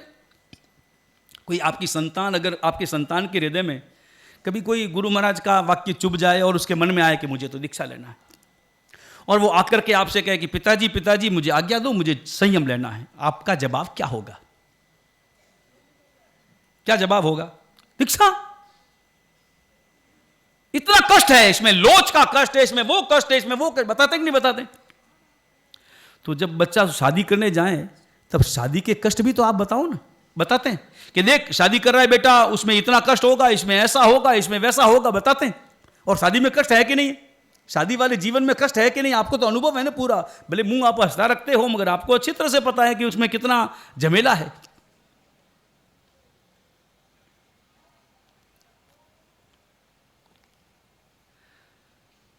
आर्द्र कुमार को भेजे कौन? मगर एक दिन चकमा लेकर के रवाना हो गया और भाव इतने प्रबल थे, प्रबल भाव, मुझे दीक्षा लेना है, मुझे हर हालत में दीक्षा लेना है। दीक्षा ले भी ली, भोगावली कर्म बाकी थे और चरम शरीरी हैं, थोड़ा सा अंतर है। इस उदाहरण को आप अपने ऊपर लागू मत करना, आप ये मत कहना हमारी भी भोगावली कर्म बाकी है। आपके बाकी ये मालूम है, लेकिन आपके भोगने के लिए अगला जन्म है, चिंता मत करो। और आगे आने वाले जन्म में इसी बम में मोक्ष जाना नहीं है। भोगावली कर्म की जो समस्या है वो केवल और केवल उनके लिए है जो उसी बम में मोक्ष जाने वाले हैं। लेकिन आप अनुभव करें, आर्द्र कुमार को प्रतिबोध किससे मिला? किससे मिला प्रतिबोध? वो प्रतिबोध मिला परमात्मा से, परमात्मा की प्रतिमा से। उस प्रतिमा को परमात्मा हृदय में अनुभव करने लगा और जीवन में बदलाव ला गया। इसलिए ध्यान रहे, जीवन में, संसार में मंदिर सबसे ज्यादा जरूरी है, क्योंकि मंदिर है तो हमारे संस्कार हैं, तो हमारी संस्कृति है। और इसीलिए तो शास्त्रकार भगवंत कहते हैं कि हर व्यक्ति को अपने जीवन में एक मंदिर का निर्माण करना चाहिए। अगर सक्षम है तो मंदिर का निर्माण करना चाहिए, नहीं कर पाए तो एक जीर्णोद्धार कराना चाहिए, वो भी नहीं कर पाए तो कम से कम एक प्रतिमा अवश्य में बनानी चाहिए, और वो भी न कर पाए तो कम से कम जिन मंदिर में अपना यथा योग्य अवश्य में उसे सहयोग अर्पण करना चाहिए। ये पुण्यानुबंधी पुण्य का मामला है। परमात्मा की प्रतिष्ठा आ रही है बिल्कुल सामने। अब दिन ज्यादा नहीं है,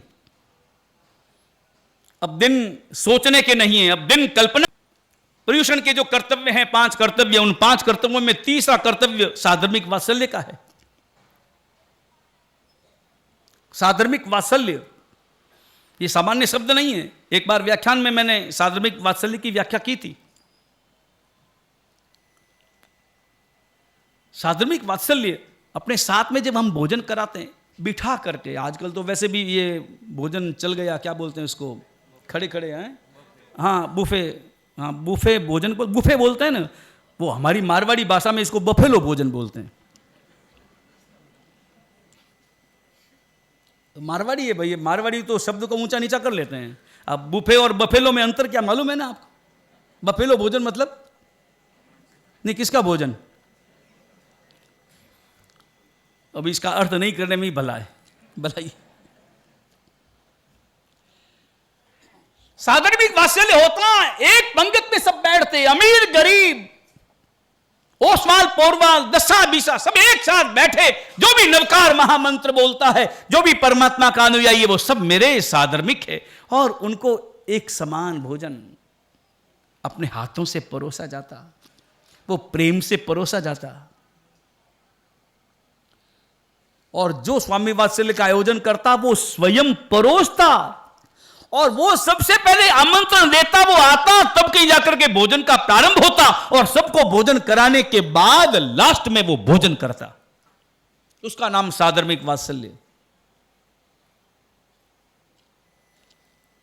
साधर्मिक वात्सल्य का भी अवसर है परमात्मा की प्रतिष्ठा में, और अभी से ही कमर कस लो, जहां तक संभव हो आपको बिठा करके भोजन कराना है, और प्रेम पूर्वक भोजन कराना है। भोजन में आइटम कम होंगे तो चलेगा, लेकिन हर आइटम के साथ एक आइटम जरूरी है, हर आइटम के साथ, और वो एक आइटम है आपका प्रेम, आपकी भक्ति उनके प्रति। और आप साधर्मिक वात्सल्य का आयोजन करके आप ये मत समझना कि ये मैंने किया है, मैंने उपकार किया है साधर्मिक वात्सल्य करके। नहीं, साधर्मिक वात्सल्य में उन श्रावकों ने आकर के भोजन किया है, वो आप पर उपकार कर रहे हैं, वो आप पर उपकारी है। अन्यथा कौन आता है? परमात्मा की प्रतिष्ठा का अवसर है, इस प्रतिष्ठा में पूजाएं हों, स्वामी वात्सल्य हों, और जो भी हों, अपनी शक्ति को छिपाना नहीं, और यह भी नहीं सोचना है कि मैंने अभी कल तो लिया था, मैंने अभी परसों तो लिया था। जो लिया उसे भूल जाओ। अपने कहावत है, नेकी कर कुएं में डाल। कुएं में डाल मतलब भूल जाओ, अब नया लेना है। और साधर्मिक वात्सल्य का जो कर्तव्य है वो समझने जैसा है। आपने सेठ जिनदास का नाम सुना होगा, सेठ शांतनु सेठ जिनदास। वो उदाहरण भी सुनने जैसा है। कैसे श्रावक रहे होंगे, अद्भुत श्रावक रहे होंगे। सेठ शांतनु, समस्या जीवन में आ गई, और समस्या इतनी गंभीर आ गई, खाने को पैसे नहीं, बच्चे बिलख रहे हैं, भूख लगी हुई है मगर पैसे नहीं, क्या करना। और सेठ शांतनु रोजाना आराधना करने वाले, प्रतिक्रमण करने वाले, उपासने में जाकर पूरा संघ प्रतिक्रमण करने वाला, रोजाना 500 श्रावक एकत्र होते, 500-700 श्रावक एकत्र होते। प्रतिक्रमण के बिना कोई श्रावक रह कैसे सकता है? स्नान के बिना, ध्यान रहे, स्नान से शरीर की शुद्धि है, प्रतिक्रमण से आत्मा की शुद्धि है। शरीर की शुद्धि नहीं होगी तो भी चलेगा, मगर आत्मा की शुद्धि तो हमेशा होना जरूरी है। और अगर हम पर्युषणों के दिनों में भी प्रतिक्रमण नहीं कर पाए, 8 दिनों में केवल एक संवत्सरी का प्रतिक्रमण काफी नहीं है। आप यह मत समझ लेना कि चलो एक ही कर लेंगे, काम पूरा हुआ। इसका मतलब यह मत समझ लेना कि एक करने से भी क्या लाभ है, यह मत समझ लेना। लेकिन 8वें ही दिन प्रतिक्रमण करना है। श्रावक वो है, सच्चा श्रावक वो है जो 17 प्रतिक्रमण करता है, जो रोजाना प्रतिक्रमण करे और पर्युषणों के दिनों भी न करे। इससे ज्यादा हमारी पुण्यहीनता क्या होगी? धर्म के क्षेत्र में आप पुण्यहीन हो गए। अगर इन दिनों में परमात्मा की भक्ति नहीं कर पाते, पूजा नहीं कर पाते, रात्रि भोजन का त्याग नहीं कर पाते, प्रतिक्रमण नहीं कर पाते, तो समझना चाहिए कि आपके अब पुण्यहीन हैं।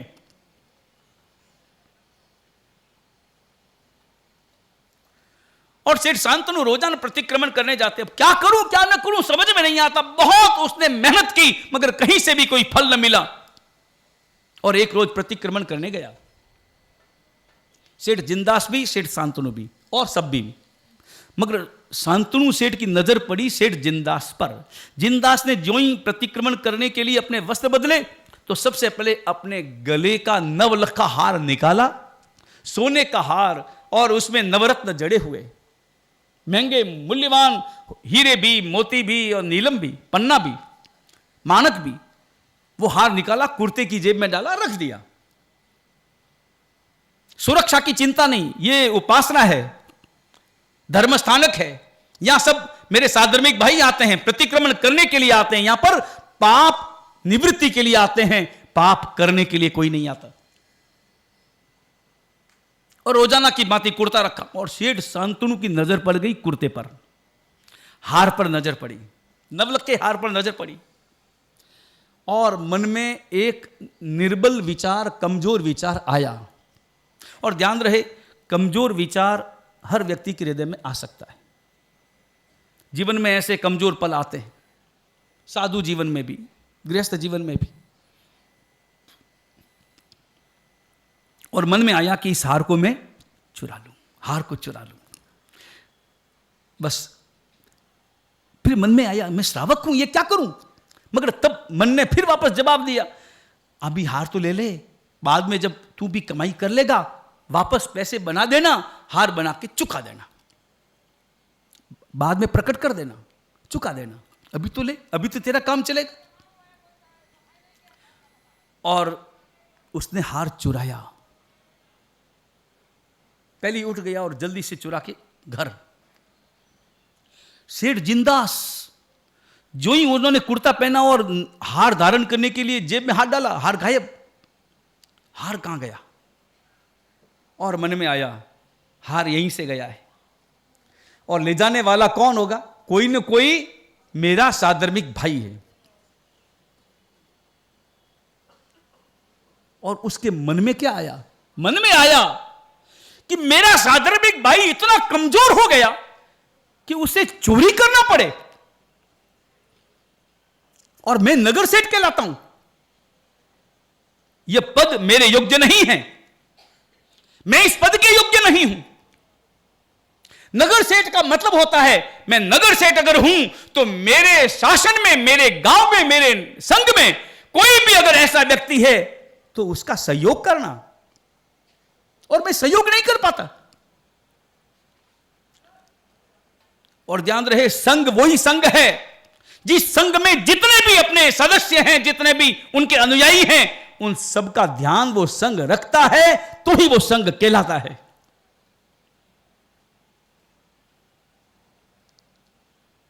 और सेठ जिनदास मन में उदास, इस कारण नहीं कि हार चला गया, इस कारण कि एक श्रावक को भी चोरी करनी पड़ी और मैंने ध्यान नहीं रखा, तो खुद की गलती का अनुभव। और इधर सेठ शांतनु गया अपने घर, रोते रोते गया, चुरा तो लिया मगर बाद में पछताता, ये मैंने क्या किया। आखिर तो वो श्रावक था, परमात्मा का अनुयायी था। वो रोने लगा, रो रो करके उसने अपनी पत्नी से कहा, और पत्नी ने भी सुना और सुन करके कहा, ये अच्छा नहीं किया, मगर अब कर लिया, अब क्या करना। उसकी पत्नी श्राविका, देखो आप क्या श्राविका के वचन थे और क्या उसके परिणाम थे, भाव थे। उसने कहा, अब एक काम करो, ये हार कल सुबह लेकर के जाओ और सेठ जिनदास के पास लेकर के जाओ। लेकर के, हम चोरी करके आया हूं तो घर कैसे चलेगा, घर के लिए लेकर के आया हूं। मैं कहती हूं वैसा करो, लेकर के जाओ और जाकर के कहो कि इस हार को गिरवी रखो और इसके बदले में मुझे पैसा दो। देखो सेठ जिनदास पुण्यशाली है, उस पुण्यशाली का पैसा तुम्हें मिलेगा तो पैसा भी तुम्हें बरकत देगा। कभी कभी होता है ना ऐसा, पुण्यशाली का पैसा आता है तो एकदम बरकत हो जाती, और कभी किसी पापी का पैसा आ जाता है तो जो होता है ना वही चला जाता है। बोले हार में वार उनको गिरवी दूं और वो उसी समय पुलिस बुलाएंगे और मुझे गिरफ्तार करवाएंगे, हार तो पहचान लेंगे। बोले वो सेठ जिनदास है। सेठ जिनदास ने अगर उन्हें हो हल्ला करना होता तो अभी तक हो हल्ला हो चुका होता, एक दिन रुको, मालूम हो जाएगा। तीसरे दिन शांतनु से कहा कि तुम जाओ, और शांतनु धड़कते हृदय से गया और जाकर के सेठ जिंदास की पीढ़ी पर गया और कहा कि हार गिरवी रखो और इसके बदले में मुझे व्यापार करने के लिए पैसा दो। मुनीम जी ने हार देखते ही पहचान लिया कि हार तो सेठ जिंदास जी का है और जिंदास जी के गले में नहीं है। लेकिन सेठ जिंदास ने किसी को कहा नहीं, अपने परिवार में भी किसी को कहा नहीं। कितना बड़ा पेट होगा। बड़ा पेट का अर्थ समझे ना, बड़ा पेट का मतलब केवल पेट फैलाना नहीं है, वजन बढ़ाना नहीं है शरीर का। पेट बड़ा होने का मतलब बातों की गंभीरता।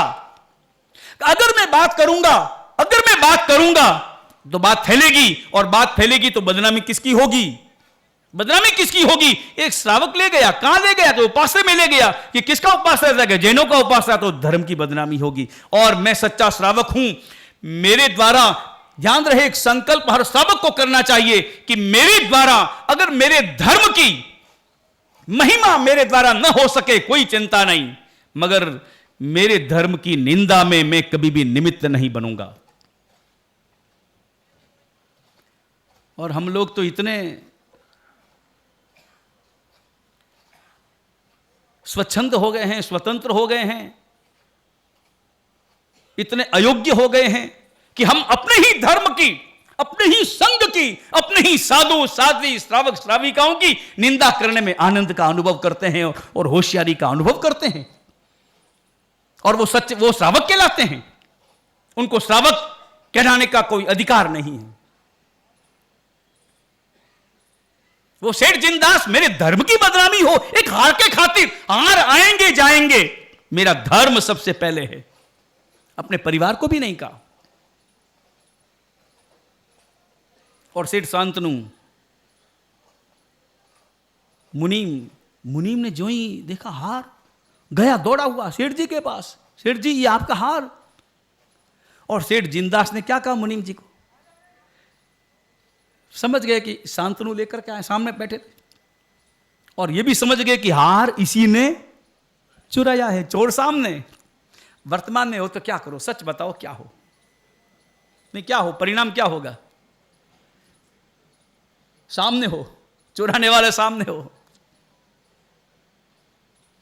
सेठ जिंदास ने क्या कहा? ओ मुनीम जी, क्या समय है, समय की बलिहारी है। मेरे पिता, सेठ शांतनु के पिता, दोनों दोस्त एक साथ दो हार बनाए, एक जैसे बनाए, एक मेरे पास, एक इसके पास। और आज इसको क्या स्थिति आ गई, इसको हार गिरवी रखने के लिए आना पड़ा। रखो गिरवी और पैसा दे दो।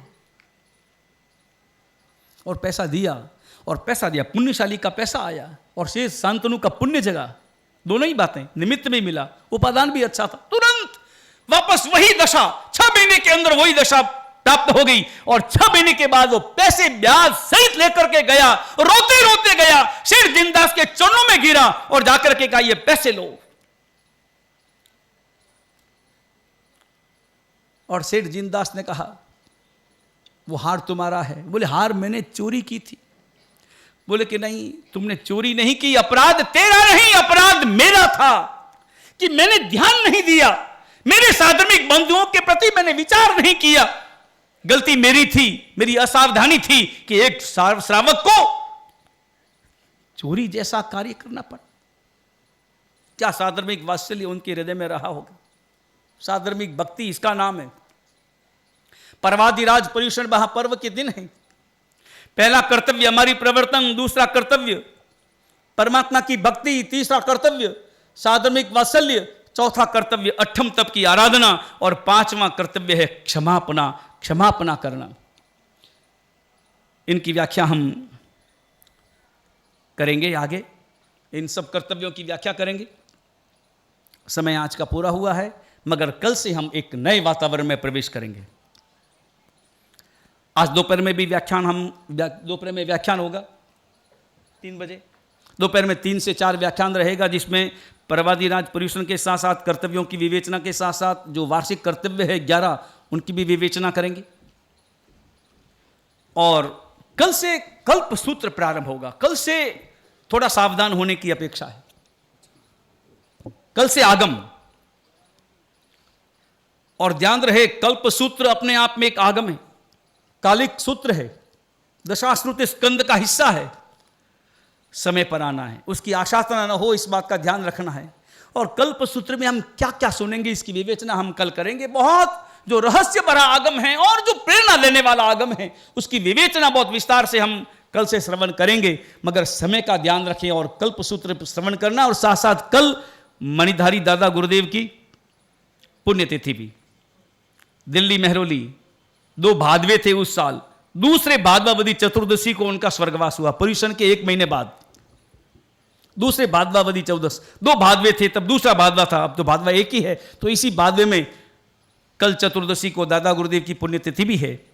अभी पचखान अभी महाराज साहब फरमाएंगे, पचखान कर लें, उपवास वाले हाथ जोड़ लें। सूर्य उगे प्रथम चकाय तीन प्यारम वसनम खाई मिश्रण सन पाठ्यामणि गणमत रगम सब समय बानर पोर्सी 60 पोर्सी वजगणन ससागरणम पचन काले नम दिशा मनु सावने नम सब समाई वत्यागरण वो श्रीयाम बिल निवेकासना बियासना पौर्सी 60 पोर्सी व मुर्सी पचकाय को सो चंप्यारम मुसलमानु खाई मिश्रण ससागरण पचन काले नम दिशा मनु सावने नम सब समाई बिलम दिव्य वजगणन ससाम लेवाले वेणम गियत संचिठानु उकित विगण पुरुचकन पाठ्यामणि गणमत रगम सब समाई निकासना बियासना पचकाय तीन प्यारम वसनम खाई मिश्रण ससागरण सागर गणाउंट सन गुरु उठाने पाठ्यामणि गणमत रगम सब समाई वत्यागरण वो श्री वीतराग परमात्मा की आज्ञा विरुद्ध कुछ भी कहा गया हो, मिच्छामि दुक्कडम। इतना अधिक, इतना उत्तम, इतना जीवन को पवित्र बनाने वाला पर्यूषण पर्वाधिराज में दूसरे दिन का व्याख्यान विविध विषयों पर सुनने के बाद आपको मेरे को इस बात का ख्याल रखना है कि आज का दिन मेरा विवेक से बीते, परमात्मा के स्मरण में बीते, आहर का राग कम हो, बात कम हो और पर्यूषण पर्व की आराधना अच्छे से हो। ओम शांति, ओम शांति, ओम शांति। मैंने तो इसलिए जल्दी पूरा किया, मेरी इच्छा तो आज 11:30-12 बजे तक बजाने की थी आज, बल्कि हम सब आराम से बैठे थे। इतना अधिक, इतना अच्छा सुनने के बाद ओम शांति।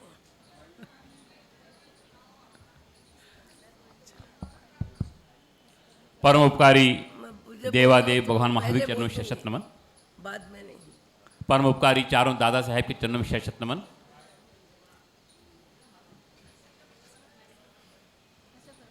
मुझे बोलना होगा, मैं पहले 15 मिनट पहले बोल दूंगी। कल से ठीक सुबह, अच्छा कल सुबह वीराने का रहेगा और 5 ज्ञान की पूजा भी है। कल क्या क्या है कार्यक्रम, क्या क्या है? बंच नहीं होगा ना, ये पूजा वूजा तो नहीं है? ठीक है, नहीं दोपहर को पूजा, वो 5 ज्ञान की जो पूजा अन्यत्र होती है वो है क्या यहाँ? खाली समझ, ठीक, ओके। कल सुबह ठीक 9 बजे व्याख्यान प्रारंभ होगा, ठीक 9 बजे आप सबको पधारना है। सबकी मानसिकता 2 घंटा बैठने के बाद मन उठने लगता है। नहीं मर, ऐसा कुछ नहीं है, उठने लगता है। देखिए, परम उपकारी देवादेव भगवान महावीर चरणों में शत नमन। परम उपकारी चारों दादा साहेब के चरणों में शत नमन।